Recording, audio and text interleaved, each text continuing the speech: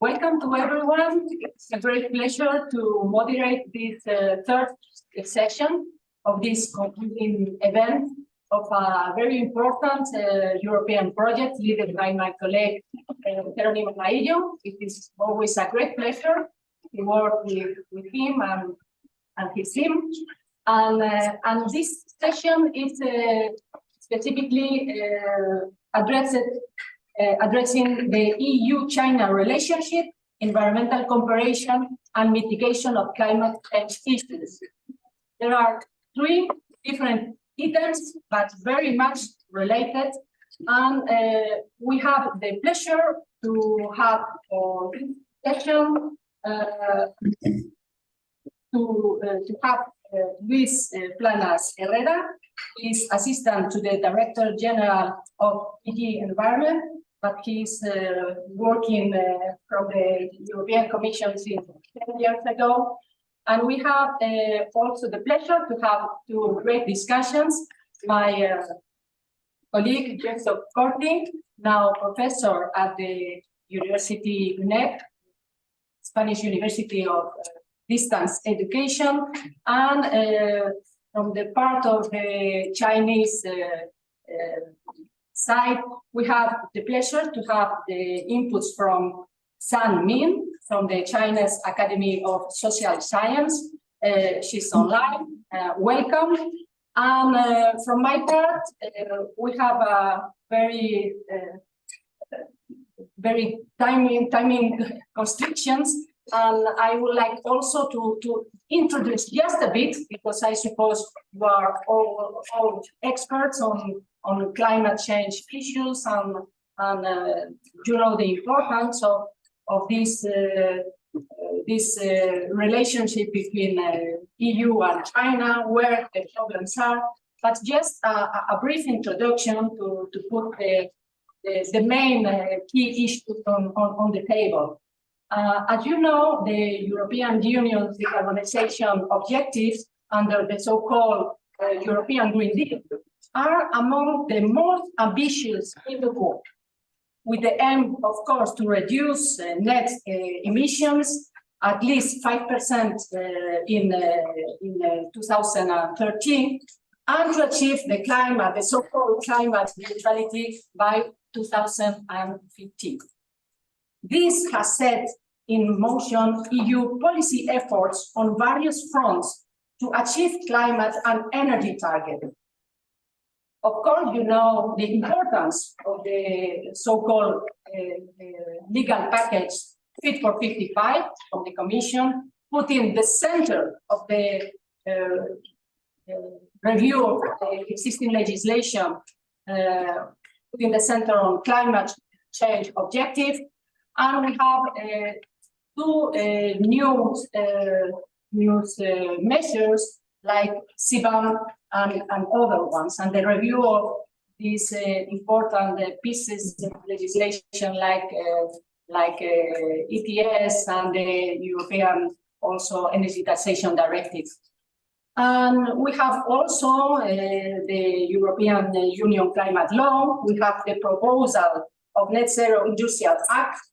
And we have also the importance on the table of the raw materials proposals, very much connected with some of the issues that have raised in the previous sessions, dedicated to trade, competition, investment, and so on.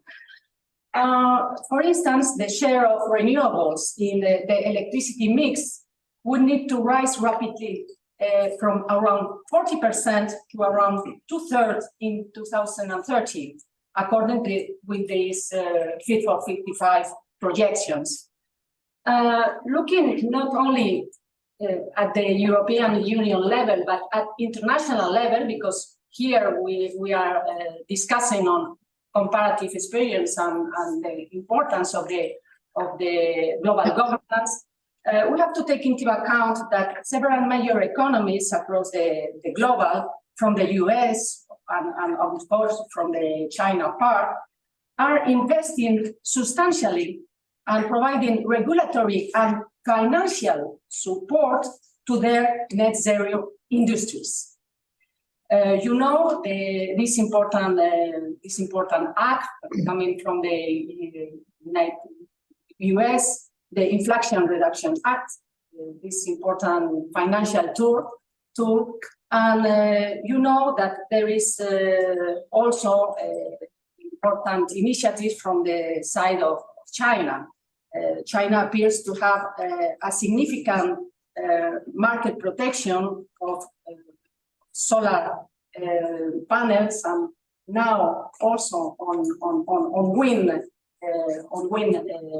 technical tools to promote this protagonism in the supply chains. There's some of these are some of the inputs from my side to introduce our speaker to the key points that we have to consider from the side of the European Union in this important target. Our ambitions, but we know theory, and we want to know more about practical issues. Thank you for coming, Liz. The floor is yours. Thank you very much, Marta, for the introduction, and it's a real pleasure to be with you today. And very much thanks to Helmut for this very interesting project. Very much needed, I think, also in terms of the overall work that we do to bring closer the EU. So promote a better understanding on both sides. I was saying, Marta, earlier that I have a bit like let's say the easy part of the day, talking about climate and environment, because it's an area where actually the cooperation with China is overall very positive. This seminar or this closing session today comes at a very interesting moment in terms of our cooperation with China. On our side, you know that President von der Leyen was last year in Beijing, and there we really saw how China stands, becomes very assertive on a number of things. The complexity also of the domestic situation, but also something that was very important in terms of the mission, I think, was the statement on the Chinese side that green should be the most vivid undertone of EU-China cooperation. And this green dimension, that green is a color of cooperation, I think really represents the overall kind of feeling on both sides of the opportunity that this is, the need also to continue having a very frank and open discussion on the challenges Marta was mentioning, the European Green Deal and the Fit for 55. I mean, there is a clear need to work hand in hand with our partners, let's say, on the industrial economy side, both as producing and consuming markets. So how can we act, let's say, how can we act together? How can we converge in the policy approaches also? You discussed earlier also, I think, with Eva, all the questions related to let's say, the challenges that we have in terms of value chains also. So how does this green transition affect our trade and then our trade also in environmental goods, for example? So I think this is also a key dimension in our cooperation.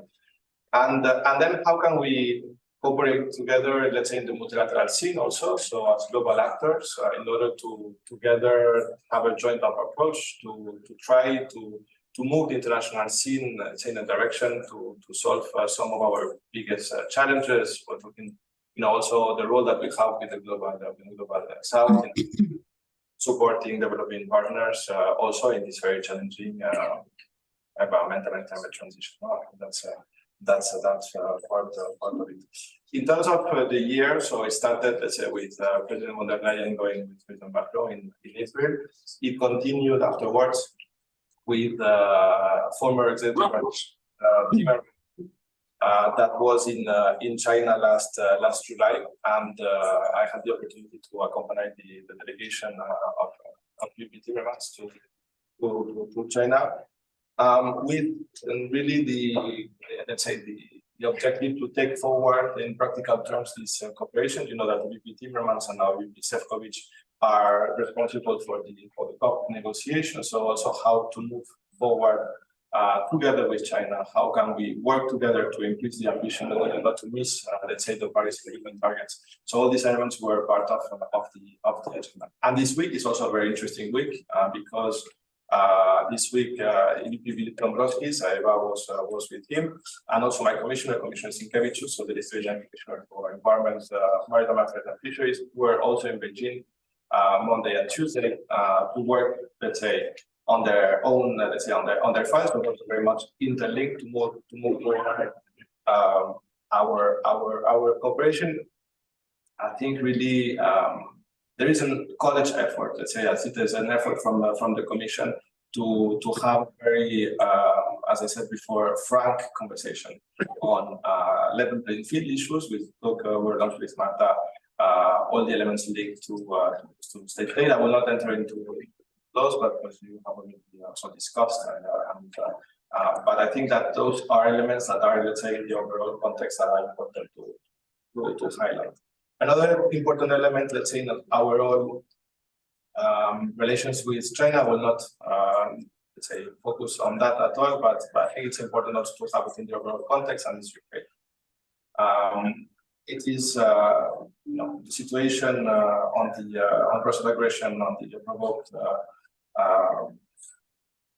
aggression against Ukraine, and China's stance in this context is also for the European Union and the Commission very difficult to, and also because of all the consequences it is having in the international sphere, and then in particular on the food and energy, very much linked to what we were discussing earlier, where the sabotage on the grain exports is having big consequences for the rest of the world. And the food security element is also very important and very high on the Chinese agenda. So we really hope we will be able to increase our cooperation with China and really bring back the Black Sea Grain Initiative.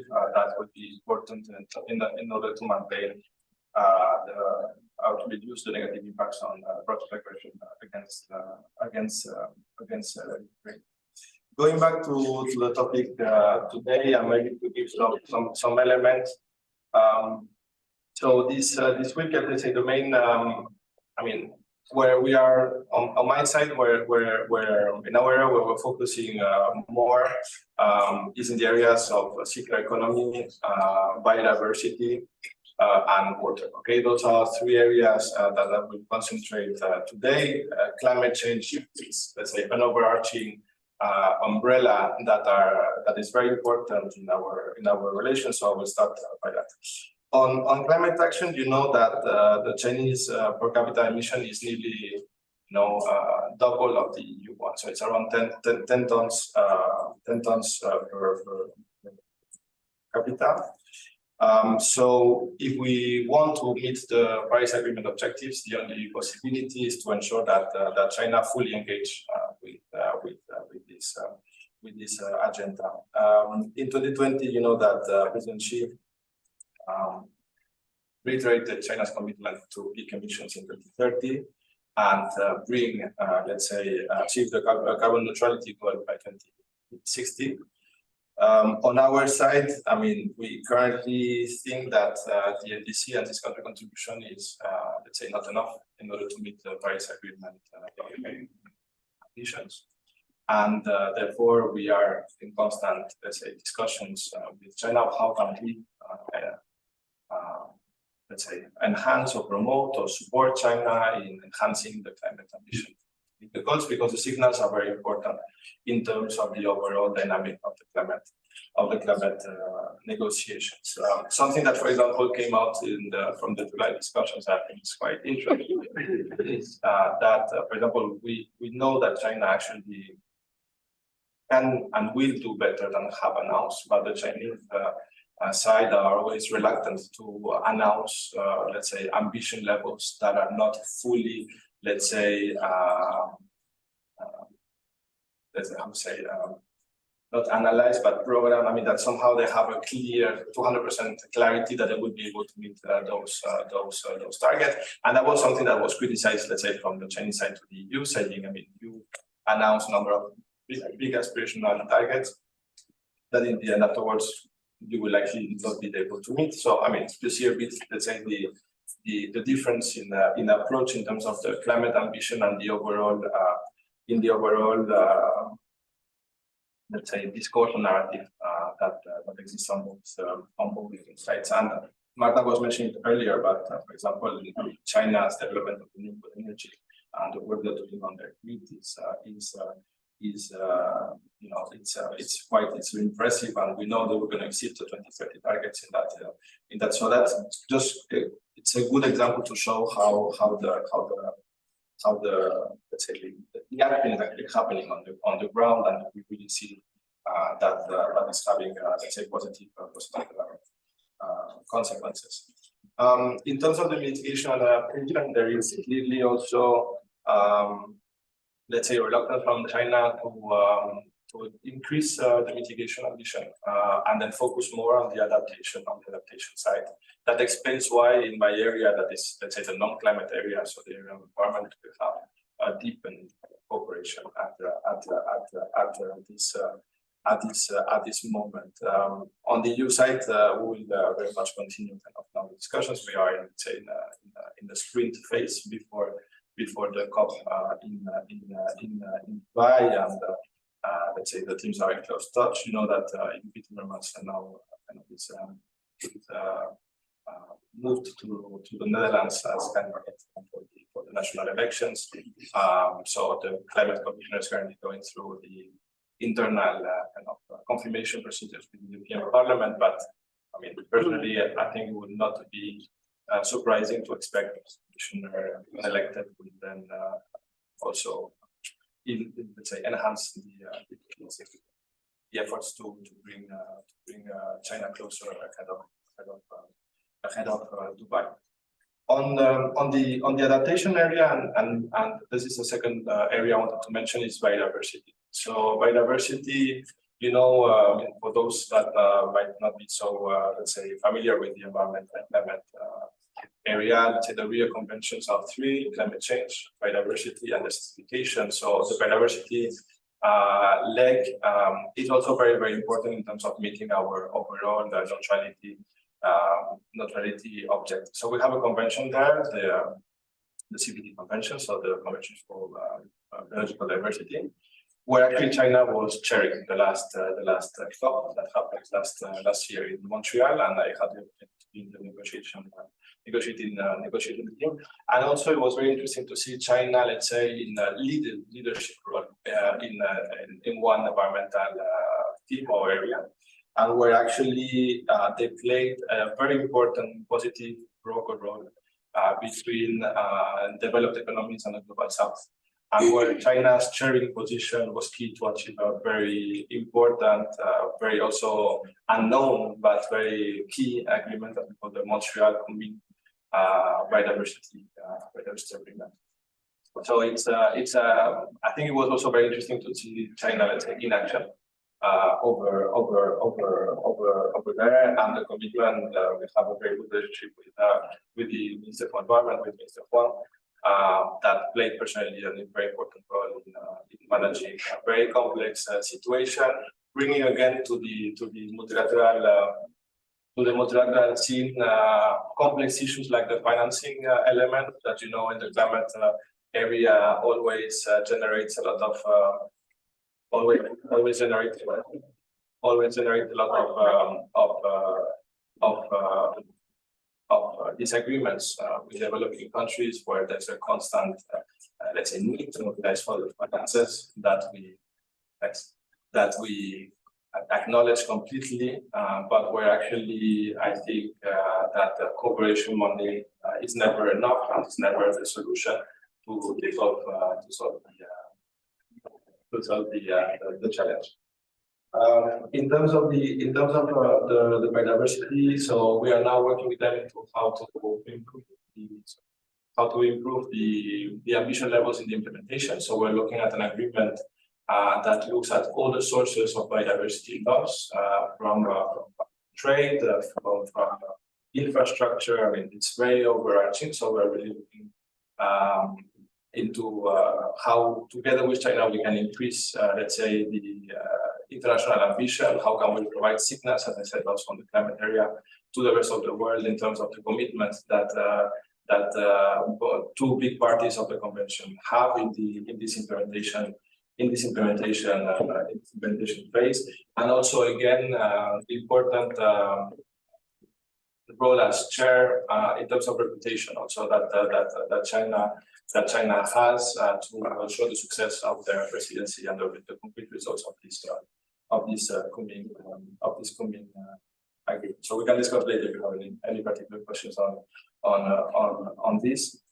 The third area that I think is also very interesting, where actually we also had a joint approach on water. Last March, we had the first UN conference dedicated to water. I think since 1978, if I recall well, and the EU and China co-chaired one of the sessions of this conference. We really.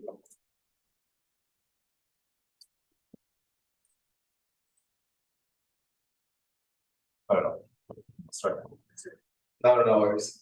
So and there actually, so it was a very interesting joint approach at the multilateral level, where we co-chaired a session on the water and sustainable development, and where actually we have a long-standing cooperation with China. I mean, for 25 years we've been sharing with them EU experiences on water management. So everything that with the Water Framework Directive, river basin management plans, so let's say the integrated approach that we have on the EU side, so that we have been sharing the domestic experience, and now it will take it to the new level, working together at the multilateral level, to see how we can increase, let's say, resilience in the context. I think it's for the online. No. Maybe we can turn that off and the online version, because the online might listen to maybe. And okay, I will make it a bit louder then. So we have been cooperating for decades already on the domestic level on how we can share approaches on water management, and now we are bringing, let's say, the multilateral level and see how we can have a joint up approach into facilitating, for example, cross-border water management. How can we, improve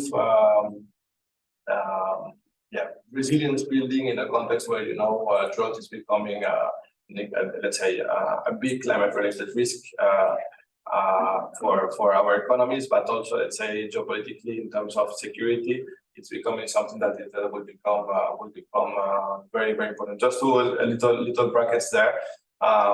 From the EU side, for example, we are promoting the scaling up of or the reproduction of EU kind of experiences, for example, on the Rhine or the Danube in other international water courses. For example, supporting governance bodies across different countries to prevent, let's say, possible conflicts on the uses of water. For example, on the Senegal River lately, on the Nile. I mean, so we are really working with key partners to building this. So the idea also is how can we kind of cooperate with China and also having a joint approach in the global scene. The last area I wanted to mention is on the circular economy. Marta was mentioning the supply chains and the importance that we have a joint approach. We're working on the EU side, on the development, for example, on the battery sector, and the need to bring a closer technical cooperation in terms of ensuring compatibility of the different systems, and also continue building on the EU side an industrial base in those strategic sectors, while at the same time supporting the cooperation. So it's linked to, and I suppose Eva and the speakers this morning talked about the de-risking and decoupling. So how can we, let's say, in strategic industrial sectors linked to the environment and climate transition, how can we work closer with China? So in those terms, this week was very successful because we launched the first ever circular economy dialogue with China. It was a dialogue that was, let's say, we had an MOU on circular economy that was signed, I think in 2018, if I recall well, by Vice President Katainen at the time. That was never implemented, and then this week, Commissioner Sienkiewicz kind of launched with NDRC this interesting dialogue to focus on those, let's say, sectors where we have clear stakes. We're talking about batteries, we're talking about plastics, we're talking about everything that has to do with remanufacturing, eco-design. Those areas where actually, of course, China as a key producing kind of country also will have to comply with a number of new norms, and where actually we also have the, let's say, the interest that we will converge in terms of policy approaches with them.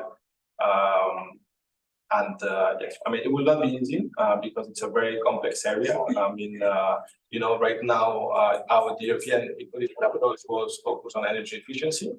There we had, let's say, a lot of successful experiences. I mean, talking, for example, about, I don't know, TV screens. I mean, the eco-design measures on TV screens has saved us the annual consumption of Sweden, for example, in terms of energy. So it's, let's say, very technical work with very high, let's say, consequences in terms of environmental gains and climate gains. And now we are extending the approach from energy to other environmental areas. So we're looking at, let's say, material use. We're looking at reparability of the products. We're looking about the reusability of the product, the recycling, of course. So how can we kind of extend the positive experience on energy to other areas, water use, let's say, presence of hazardous substances, etc., etc. So this is also a very important, let's say, area of work with the Chinese. I mean, Marta was asking a bit on the future now. I mean, and what is now what we're looking for. So let's say we have two areas where actually we want to, let's say, building on the positive experiences we had on biodiversity and water. We have two areas that for us are key for the future. One is the circular economy dimension, so all the industrial cooperation around circular economy models. How can we ensure that the transition to circularity does not entail a close up of EU and China internally? You know, so we're talking about having these loops, but trying also to facilitate, you know, other types of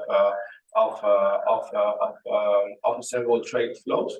That will be one big element, and the second that is very much linked to supply chains, but in another area more linked to biodiversity, the cooperation on deforestation. So also deforestation is also a key area of our policy work internationally. So as a consumer kind of block, as a consumer of 20% of deforestation related commodities in the world on the EU side, how can we cooperate, let's say, closer with China to both as consumer and also as let's say, producing or intermediate country.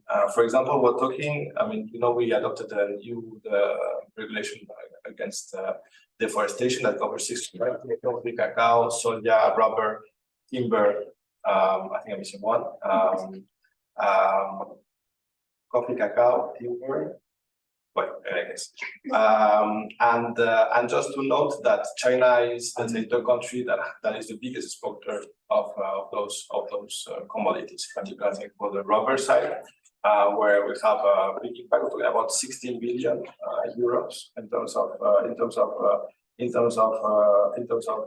exports. So it's really an area where we would like to see enhanced cooperation, and also so as producer or as intermediate country, but then also as consumer element. How can China kind of also support the sustainable production of those commodities in other producing countries, Southeast Asian countries, Latin American countries, where these commodities are key to their economies, but where also our consumption can also drive unsustainable production practices and provide negative incentives to some players locally. So this is an area where we're still quite at the early stages of our cooperation, but where also we see a need to cooperate, but it's still not there.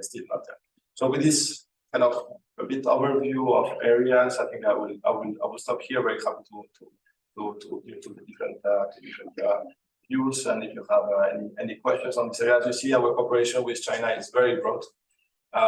We really are focusing into trying to take it up to the next level.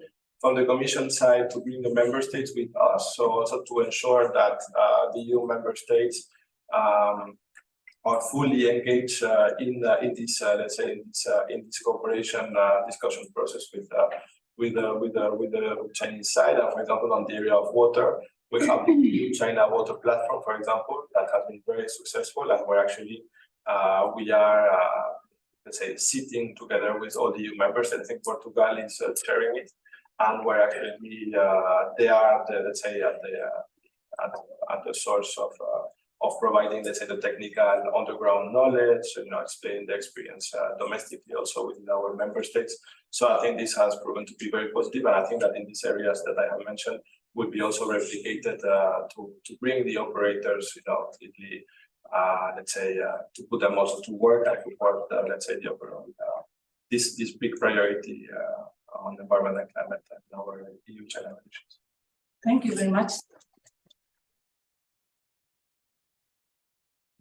Very much, very interesting speech, and it's very interesting to see the importance of water after so many years that water has put on the one side completely different from the climate change objective. It's good to know this optimistic views from the future. Now is the turn to our two discussants following the program. The floor is yours, Christoph. Thank you. Your points. Thank you very much, Marta. Thank you to organizers, to the four institutions that are members of this network.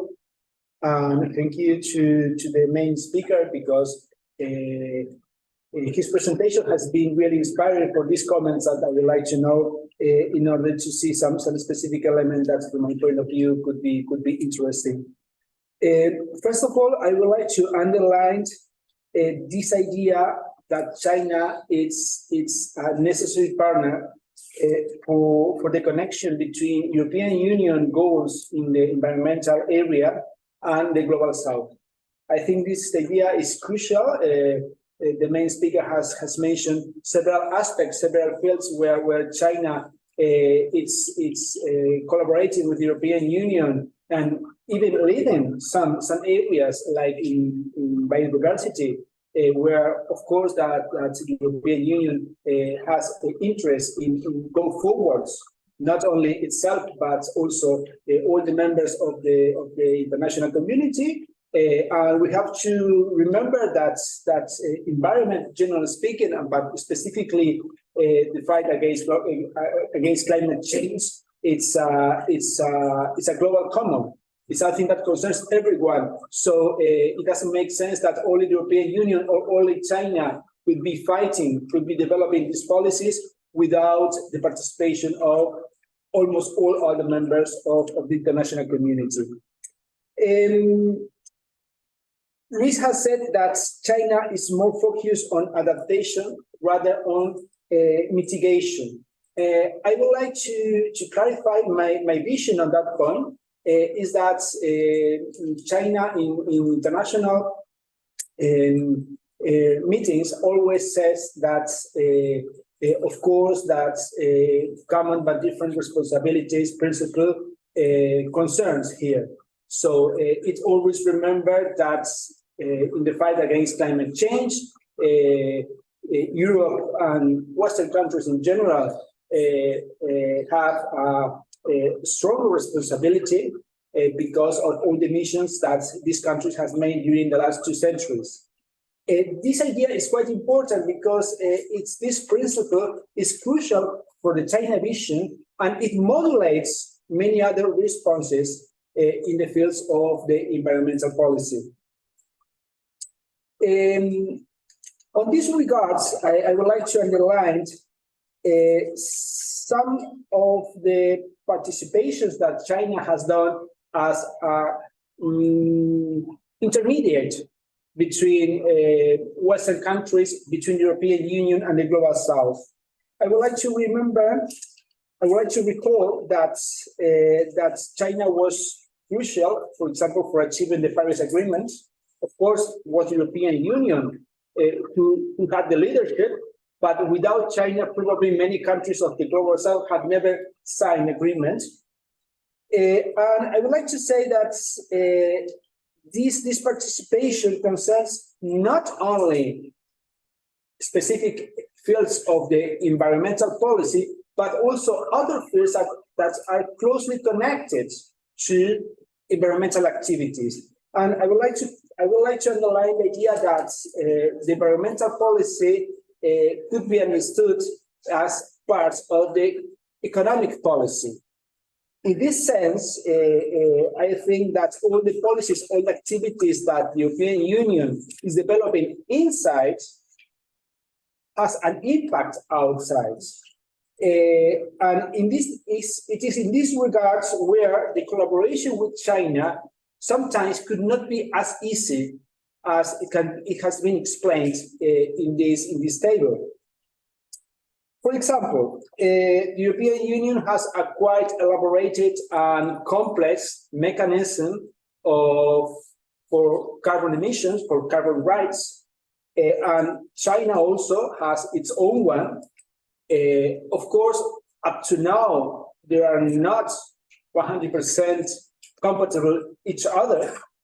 However, the European Union has approved last May a regulation about the establishment of a European carbon border adjustment mechanism.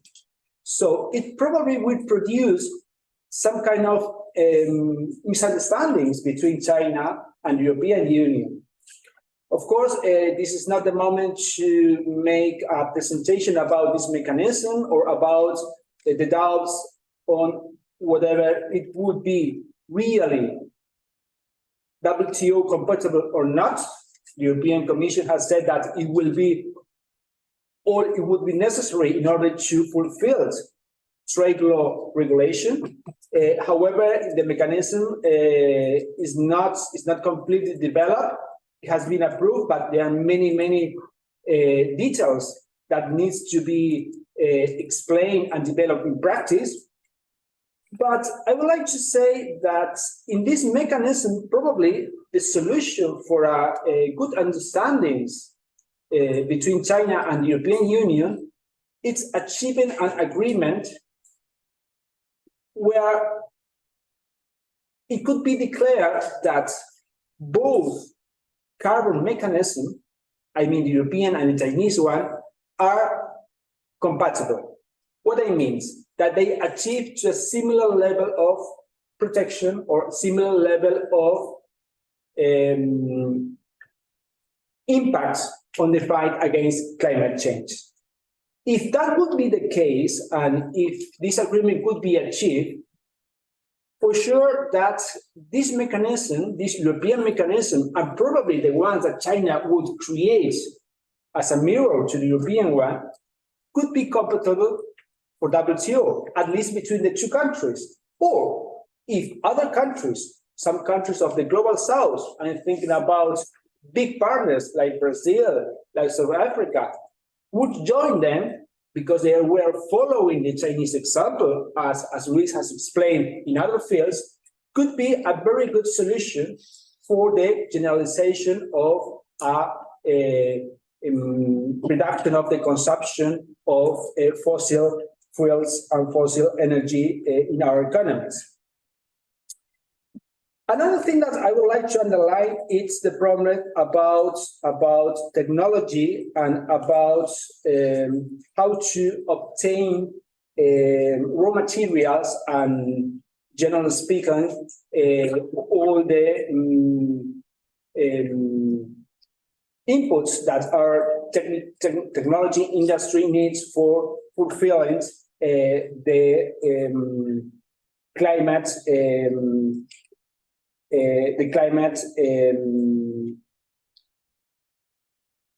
adaptation. First of all, I would like to say that nowadays the European Union still depends on many essential, critical products that are coming from China. I'm talking about solar panels, for example. Luis has mentioned the question of batteries. In this sense, I see that there could be many problems if the European Union finally develop its own policy of reindustrialization on these sectors.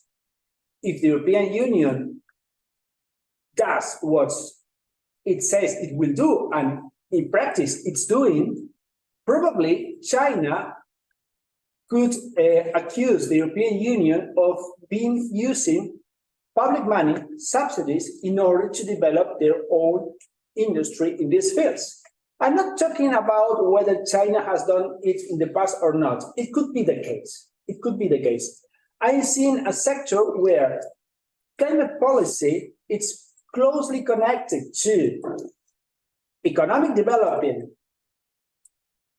is connected to crucial reindustrialization of our economy, and also is connected to probably the future of many jobs and economic activity in our countries.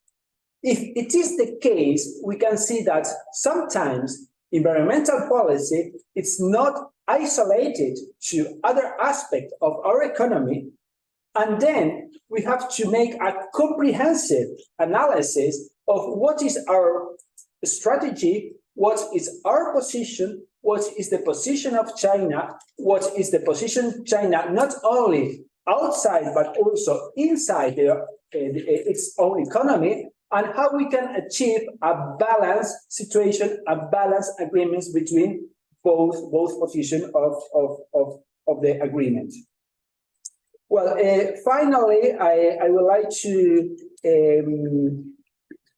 recall the importance of maintaining a good relation with third countries at the same time that we are developing this collaboration, this bilateral policy with China. Many of the raw materials that we need in order to produce this revolution in our economies are coming from countries where, if we can say it in a quite diplomatic way, governments are not the most democratic ones. So when we are talking about, for example, where is coming the lithium of our batteries, or where is coming the rare earth that our equipment needs in order to fulfill this revolution, we can say that in these fields, China has a much more better position than ours in order to talk with these countries, in order to obtain contracts, and in order to, of course, guarantee supplies. So in this sense, probably, I'm not saying that the European Union shall do the same. I'm not saying that shall resign to all its position about human rights or about transparency or about the protection of the right of societies. But I will say that probably some sort of collaboration with China will be necessary, or achieving maybe a minimum level of standards of human rights protection, or minimum standards of society's rights, in order to continue this trading with these countries. So I think that this is my vision, and thank you very much for your attention. For all your comments, very interesting one. But now is the turn to see the perspective of China. We have online Professor San Min. Are you ready for your comments? Good afternoon, everyone. Thank you, Marta, and thank you for the main speaker, and also Justo, the evaluation assessment discussion. I listened to the from the beginning, the first panel, second panel, now the third panel. I noticed, I understand that there are huge different viewpoints on China and EU cooperation. In the first panel, I get the message is China and the EU, the relations is in the hard time. I agree that, because in 2019, this new China-EU strategy at that time, the three position towards China is totally the change of the EU-China relations. The second panel, I get the message is that China is a difficult partner. So I want to say for the EU is 27 member states. It's also very a complicated system. For China, we should know the EU integration and a different situation of each member states. So for China, EU also very complicated and a very difficult partner, but we have a willingness to cooperation with further cooperation in that field. For our panel, I noticed that it's more optimistic than the previous two. I agree, totally agree with the main speaker and the host. China is very, I think it's in the climate change and the environment issue. China and EU should more cooperation, and also China and EU have leadership on that field. Let me mention this third point summarized. First, looking backward, historical, China-EU has very sound background for the cooperation in the climate change and environment issues. For example, 2005, EU-China has a partnership for established partnership for our climate change, and then 2010 and 2012, the second times to enhanced have issued the joint statement on the cooperation on that field. So now we can see the almost each very, very important event, for example, EU-China summit, and also we can see the early of this year, the Macron premier, French President Macron, and also the premier of Germany, Scholz, and also Spanish premier Pedro Sanchez, all the von der Leyen, they pay a special visit to China. The top agenda of the discussion are the climate change. I think it's now, I agree with the main speaker, the top agenda. Also, in the past 20 decades, China-EU has already joint action, take the joint action and make fruit achievements. For example, just Husto mentioned, without China, if without China, the involved efforts, maybe without the Paris Agreement. So now, this is the first point. Second point, I noted that in July, China-EU has held the fourth high-level meeting on the climate change and environment. So in that conference, the two partners has reached the many consensus and leave the differences, and wants to do more things about, for example, tackle the challenges, biodiversity, and also pollution problem, also the mitigation, the climate change. So when the two parts have the willingness, I think the more progress will be made in the future. The third point I say, China, in the past 2 decades, China has learned a lot from European lessons. For example, China 2019 maybe, China has set up the Chinese ETS system. This is a totally, I think, learned from EU ETS.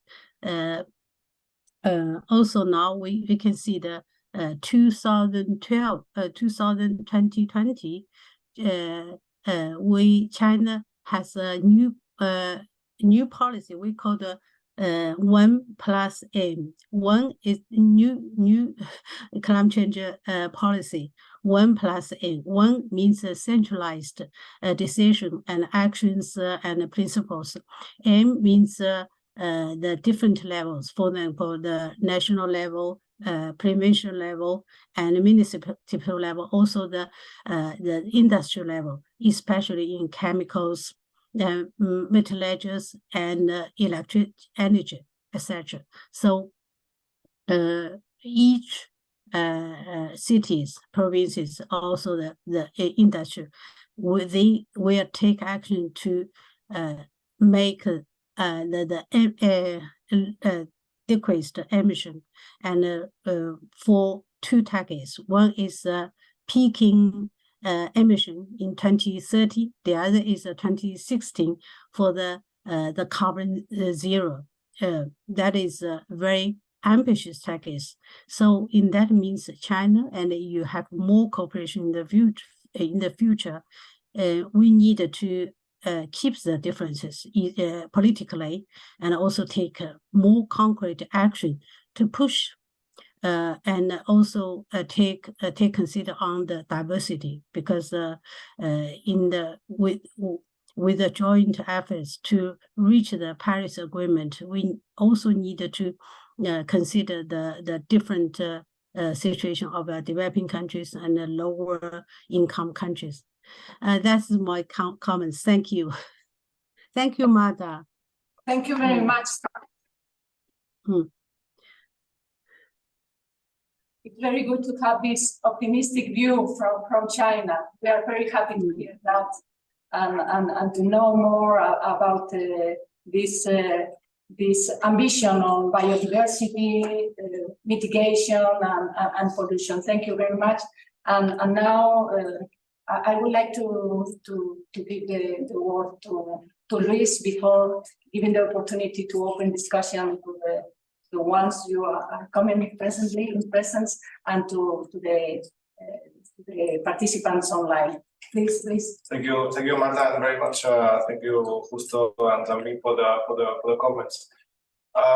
Maybe to go a bit through some of the elements mentioned, and I completely agree with Justo and what he has said, that China is a key player in ensuring that we meet the EU ambitions. But I will also make a broader statement that China's ambition is key into, let's say, achieving not only EU ambition, but to solve, let's say, the challenges worldwide that we have. I mean, just to highlight clearly that this is not only a EU-driven ambition, or this is not, let's say, China as a component of meeting our ambition, but let's say that's a bit something I wanted to highlight, because, for example, if we take the climate change agenda, I mean, China today is responsible for 28% of the greenhouse emissions in the world. That is, let's say, an important, let's say, stake where actually, so I think it shows, let's say, the order of magnitude of the issue. And it is true, as you was saying, that China is always very strong on pushing for the principle of common but differentiated responsibilities. That is a principle in the Rio Declaration that is more linked to the climate change agenda, where actually let's say the decades of industrialization have had let's say a consequence, but where it's less clear, let's say, when we're talking about water desertification, biodiversity, where on the EU side, where we disagree, let's say, with the application of that principle, let's say, into, let's say, in a homogeneous manner, let's say, across the climate and environmental area. And I mentioned that before, the issue of the financing, that I think, again, in our climate change and in the other environmental areas becomes more and more important. And for the Kunming Agreement, for example, China decided to create Kunming Fund to support developing countries to adopt, let's say, the targets of the agreement. That was a very positive step. But for example, we kind of created a new financing facility under the GEF for biodiversity, and we will really expect China to move forward in that aspect.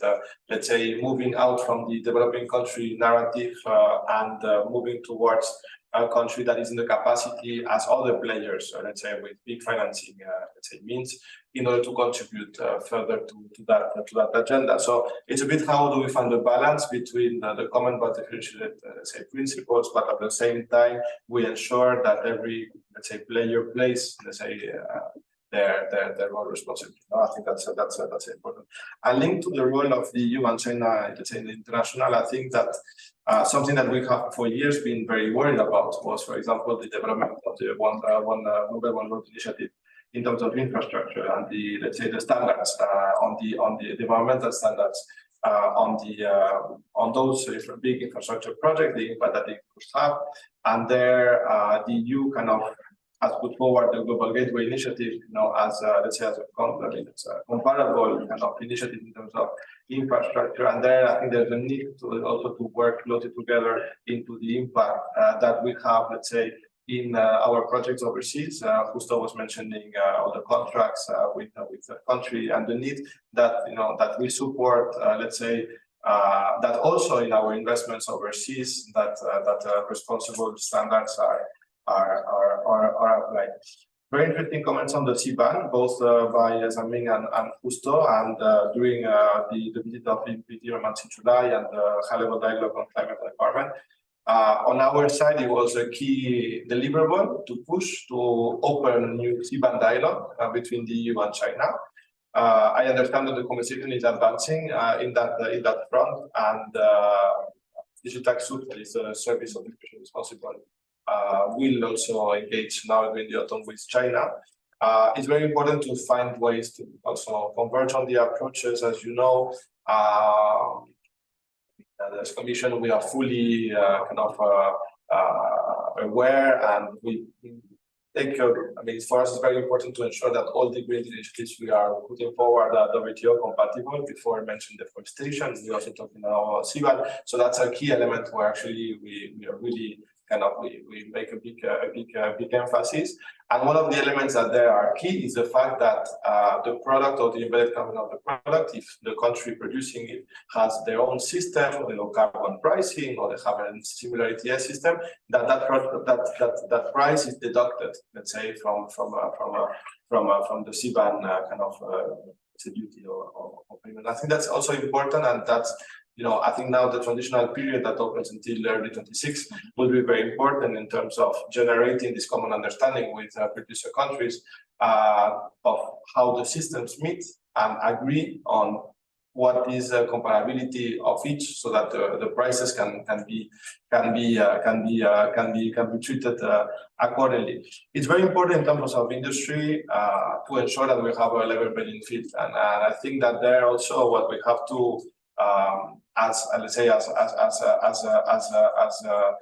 a global player, I mean, the EU cannot be, let's say,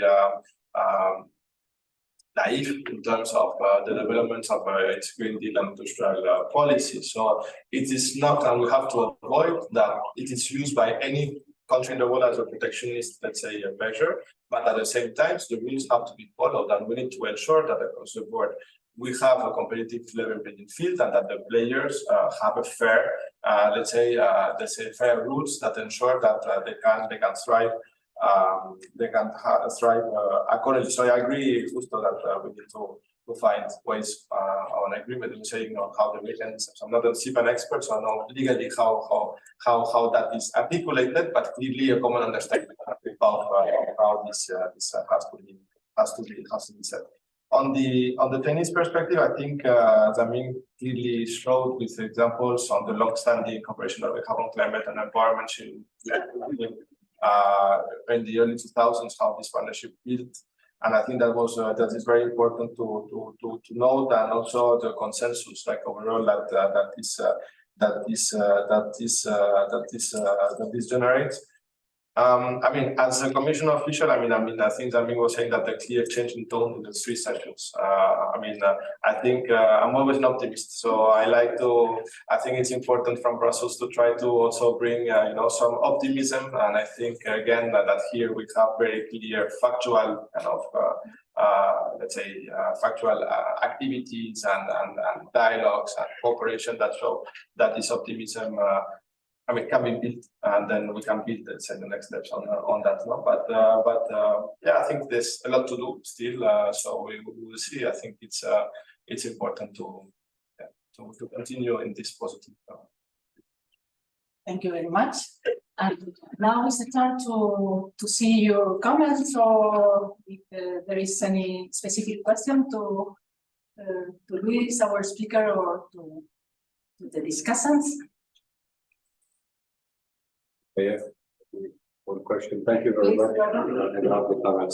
Professor of Tax Law at the University of Louvaine. You pointed out the fact that the cooperation with China is not focusing exclusively on emission reduction, and there is also a shift, as it is in the policy of the EU and the member states, to the mitigation of the effect of climate change. This is a phenomenon that, of course, occurs in many other countries, especially in poorer developing countries, and where there could be, hence my question, the possibility of an EU-China cooperation in, let's say, urgent intervention when it comes to catastrophes that are caused by climate change in third countries, so it's on the model of the civil protection mechanism that we have within the EU, and that could be used also in third countries. Is it an area? It's probably a bit outside environmental policy, but it's still related. Is it an area where you have had a discussion with China? If you want. Yeah, I think it's an area that will unfortunately develop in the future, because President von der Leyen now in September we had the State of the Union speech where she presents kind of the priority for the year to come. You know that in the EU, in Brussels, it's a year of many changes, and but also a year where priorities for the future are starting to be discussed, and then we're starting to have conversations on them. And she presented, let's say, next spring we will present 40 targets for the whole 2040 plan. And she announced that we will be working on specific, let's say, action on climate-related risks, including, before we have mentioned, for example, drought, about extreme weather events, we're talking about. So, all the climate, let's say that unfortunately, as I said, are developing more and more. So I don't think, there is a usual, let's say, cooperation in terms of approaches, resilience building with partner countries, but I would expect, I'm not, let's say, directly involved, but I would expect that this would be an area where we will start focusing more and more. The climate, let's say, context, all the discussions around the loss and damage fund, and also, like, I think all the loss and damage kind of cluster, that will also be part of this conversation at a more multilateral level. But I think unfortunately, it will be needed. I'm not aware on the Chinese side of how active they are in the international civil protection cooperation. I do know that we are. Let's say we have emergency mechanisms that we are, let's say, activating whenever partner country asks for it. So now, for example, Northern Africa with what has happened lately, but also with forest fires also. So it's So I think it's interesting. Yes. This is a question for you, Luis.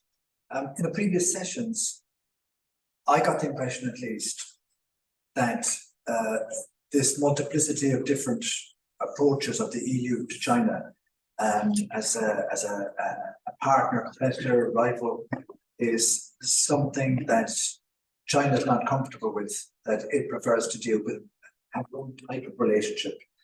And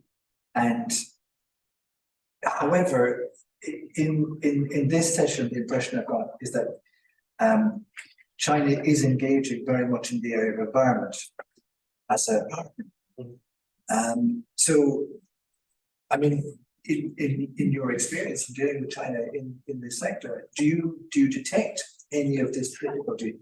And is there, an interchange to be brought in between environment on one hand, and then other, issues in other sectors where there might be greater degree of conflict, and which would make it more difficult to work and to be cooperative, to be partners in the environment? I think that overall, with China as with our partners overall, the relationship is multidimensional and complex. I think it's very difficult to say we have this kind of relationship with the country and then another. So I think what also Zamin also was mentioning, and I agree that in the end our experiences common responsibility in terms of addressing global good challenges generate a positive kind of understanding of which we can then build and try to solve, and overall set a general tone that help in other conversations or other discussions that are more difficult.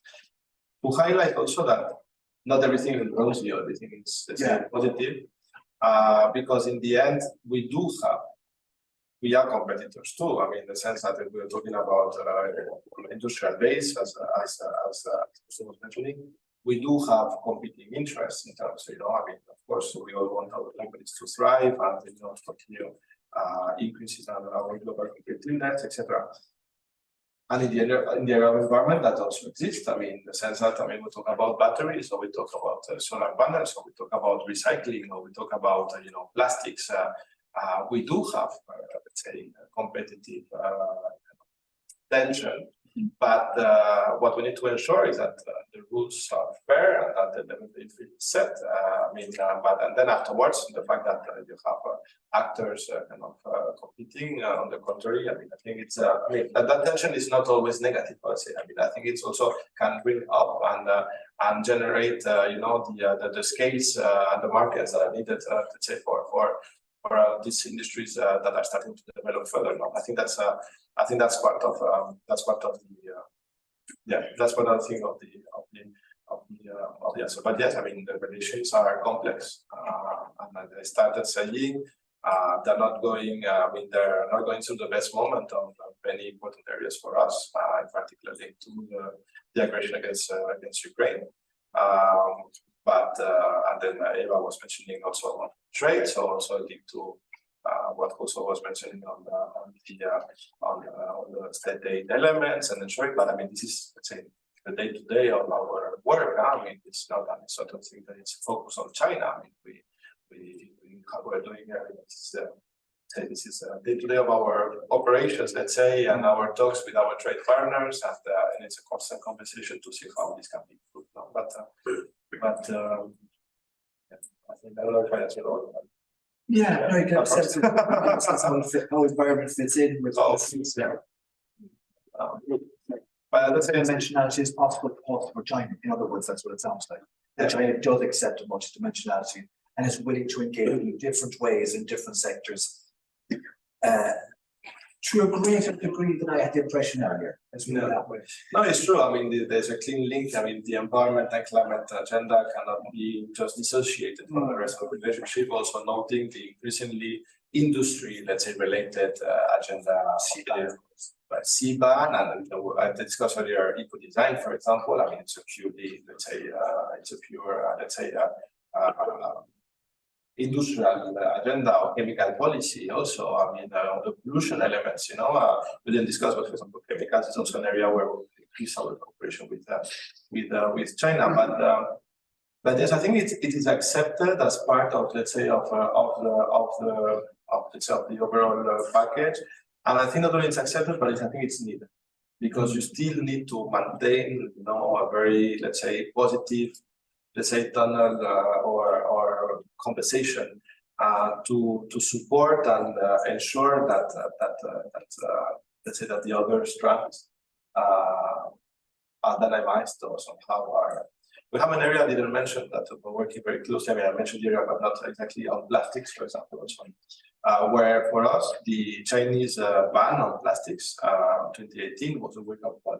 I mean, suddenly China bans the import of plastics, and suddenly from one day to another, the EU is completely, let's say, over. Let's say we were not able to handle that amount, and then Southeast Asia suffered a part of, let's say, of this becomes change of our trade of the.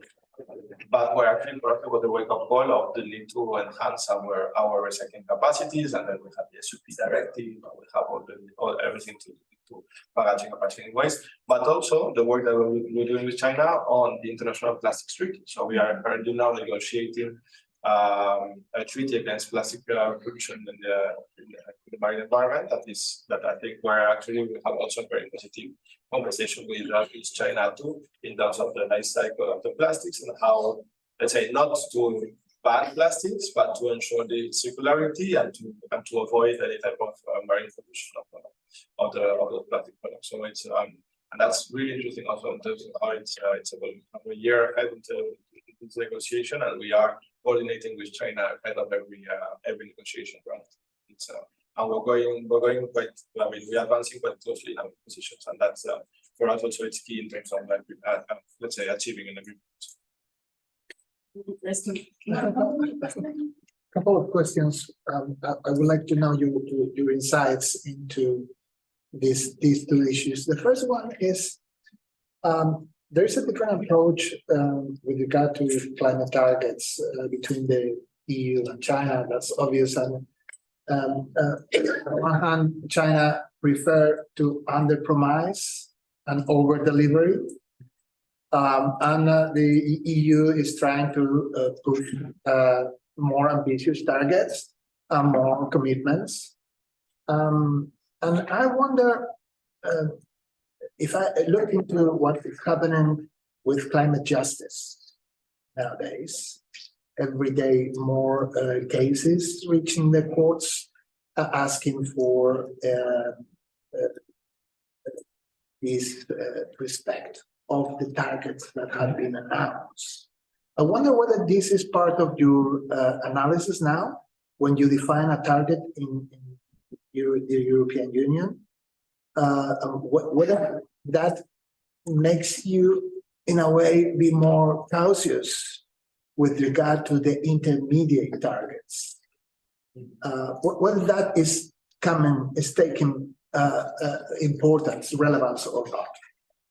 Because it was a phenomenon that it did not exist some years ago and is becoming every day stronger.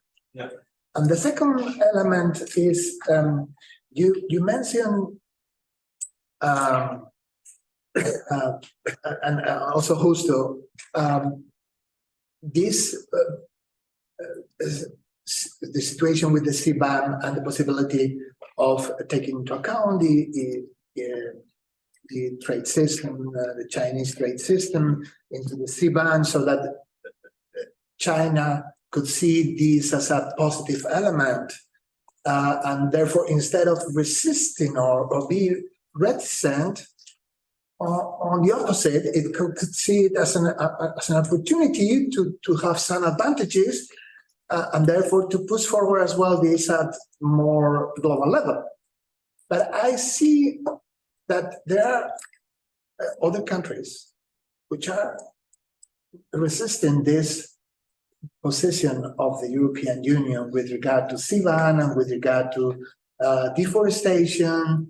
I'm thinking of Mercosur, of Brazil, and of course, they see that as a problem. So I don't know which are your insights into this double way of looking into these new instruments like CBAN and deforestation, and to what extent would you take that into account? Thank you. A very interesting question. On the climate justice element, and also because yesterday was the first hearing of in Luxembourg of a court case of 6 young Europeans that went to the European Court of Justice to ask, let's say, for against the union for not meeting the commitments made in Paris. And I think there's already some experiences also in the US of cases won. Yeah, exactly. So it's I think it's a very interesting kind of dynamic ongoing, and I think that overall it's important that I mean, those of us that are, let's say, public servants and institutions we represent are, let's say, made responsible also for the policies and the objectives that are being set, and linked to it to the, let's say, would this generate, let's say, a change in how we set intermediate targets, and now with the 2040 targets? I don't think it will change much. I mean, the sense that I mean, everything that is being put forward by the Commission overall, and then agreed by the member states, have a very strong, let's say, scientific and modeling basis. I mean, we have a very strong, better regulation agenda with very strong. So, I mean, the elements, let's say, that support the targets we're putting. So I would not say that we are over-promising. I think that we have ambitious targets, that they are not aspirational targets, they are real targets, and I think that the union is really committed to achieve them. Of course, the modeling includes a number of, let's say, of changes structurally. You look at across the sectors, transport, infrastructure, model, agri-food sector. I mean, it's a real transition all across our economies that will have to happen in order to achieve that neutrality. So, is it difficult? Yes. Is it impossible? No. And does it affect the impact assessments and the target setting? I don't think it will. I mean, legally, there's always big scrutiny over them. And I think this needs to continue. I think we need to be realistic and adjust where needed. I think also where we're not meeting the target, I think it's important that we are also frank and transparent about those, because it also needs to be a wake-up call in terms of what is happening and what still needs to be done. So I think that's quite important, because in the end, our climate change agenda, I mean, you see the summer we've had. It's not something that NACs will wait for us to act. I mean, the sense that when people say, okay, we can discuss the way the agenda is implemented, how the means can be improved, how, let's say, the overall, let's say, instruments have to be readapted, and maybe they're not fit for purpose, or maybe they're not achieving the intended result. But in the end, I mean, the timing is not something that is, let's say, where actually there's a political consideration in terms of pace of the change, because that pace is not set by the public, by the public institutions. So I think that's at the same time. I mean, last week Sunak changed targets, the intermediate targets, and some other states are also changing intermediate targets. So this shows that there might be an element there of uncertainty, of course.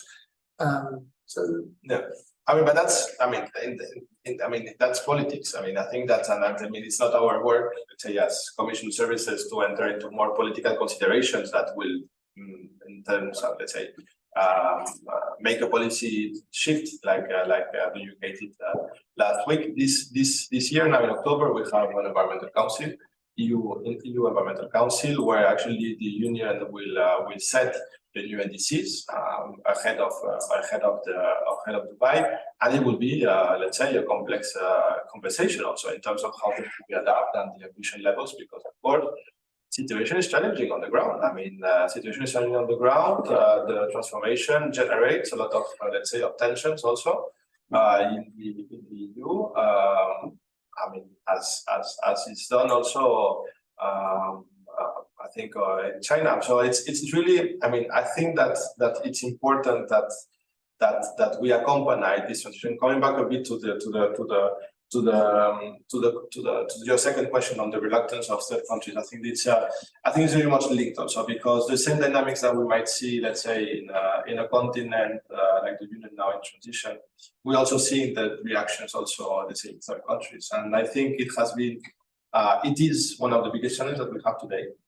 Let's say, in terms of the Union has within its DNA, let's say, multilateralism and international cooperation. I think it's key there, and the accusation from third countries of green protectionism, of the Union bringing the green walls up to become, let's say, a green island within a polluted world. It's very dangerous. It's very dangerous for the Union. It's very dangerous for the global, let's say, stability also. So it's something that we need really to invest in a lot. And from our area on deforestation, from the colleagues also on the CBAN, there's a truly big effort into bringing closer our partners.